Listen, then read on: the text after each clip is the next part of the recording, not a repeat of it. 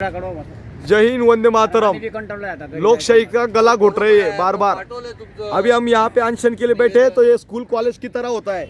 जैसे यहाँ पे आइए, फिर 10 बजे यहाँ आइए, फिर 5 बजे आपकी शाला स्कूल कॉलेज खत्म हो जाती है। ये लोकतंत्र है हमारे देश में। हमारे रक्षा मंत्री महोदय, प्रधानमंत्री महोदय को जब पूछने जाता हूँ तो ये महाराज बोलते हैं कि बोला आपको इनको डिटेन करो, अटैक। फिर पुलिस आती है, हमारी प्रशासन मजबूर होके बेचारी हमें डिटेन करती है। हम न्याय मांग रहे हैं यार लोकतंत्र में। लोकतंत्र बचा ही नहीं।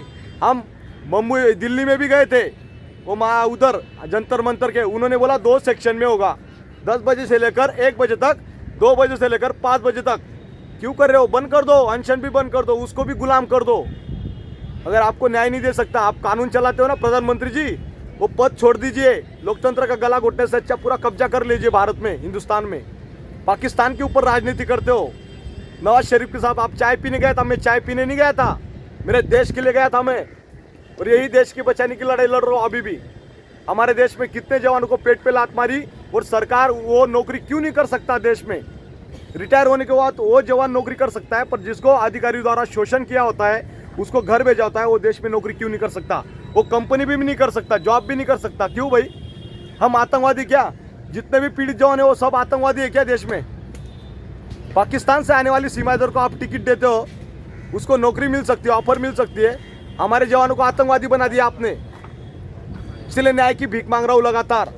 प्रशासन को भी आपने अपने कब्जे में लेके रखा है।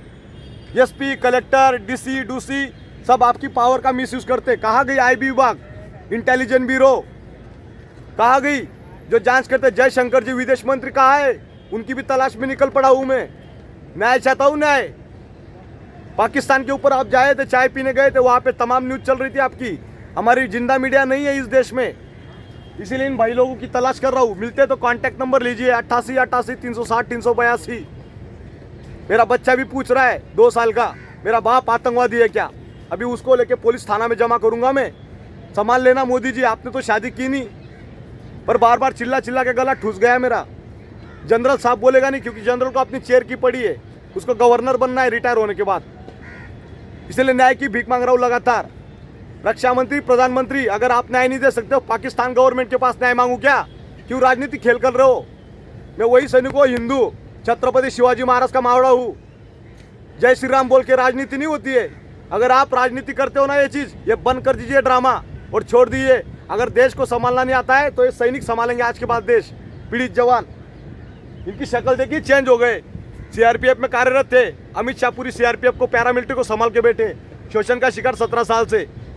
कौन देगा इनको न्याय? घूम रहे इधर इधर कसौड़ा डाल के, और तमाशा बना के रखा है आपने। जो भी जवान बोलेगा सच्चाई, उसको सीधा ही अरेस्ट करो और जेल में डालो, ठोको। यही प्रशासन का पावर का दुरुपयोग कर रहे हैं आप। लगातार न्याय चाहते, आपसे न्याय चाहते।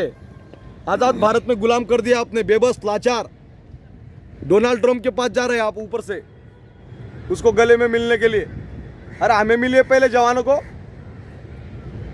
न्याय नहीं दे सकते, 3 महीने से भीख मांग रहे हैं हम आप न्याय, और अभी भीख मांगना टाइम गया अभी हो। और कोई बोलेगा ना मी ये एफटी कोर्ट, हमारे यहाँ सातारा में एक जज साहब था, उन्होंने 5 लाख रुपए ले घूसखोरी की, भाग गया हो।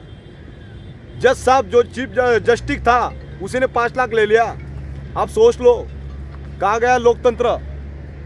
उसको तो सरेआम लगा उधर। न्याय की भीख मांग रहे हैं हम। हमारे देश में न्याय नहीं मिलता है।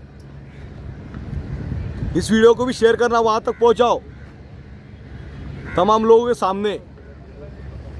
कोर्ट कचहरी में जाने तो बोला, इधर कोर्ट कचहरी स्कूल कॉलेज की तरह हो गया ये पूरा सारा चीज। देखिए तामझाम।